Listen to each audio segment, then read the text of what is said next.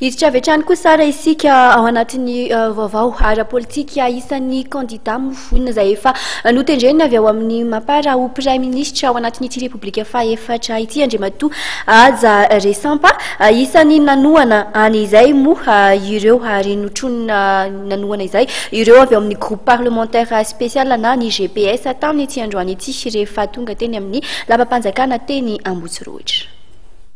Tonga teny amin'ny lapam-panjakana eny Ambotsirohatra tolakandro ny groupe parlementaire spécial na ny GPS notronindreo ho solombavam-bahoaka avy amin'ny Mapara anamafy ny filatsan'Andriamatoa Resampa Aja ho premier ministre ny repoblika fahaefatra. Vita moa ny fanaterana, ny fanolorana, ny fanamafisana amin'ny fanolorana premier ministre amin'ny Aja Resampa izay avy amin'ny GPS dia misaotra koa ny mpanolontsaina manokana ny filohan'ny repoblika izay nandray anay ampitiavana izay ampanajana tena resaka piralahinana mihitsy ny tao. Nandeha tongotra ny aingatetsy amin'ny Roxy Antaninarenina misy ny fobe amin'ny Mapara hatreny anoloan'ny lapana Ambotsirohatra izy ireo naraindreo ho bomba azy.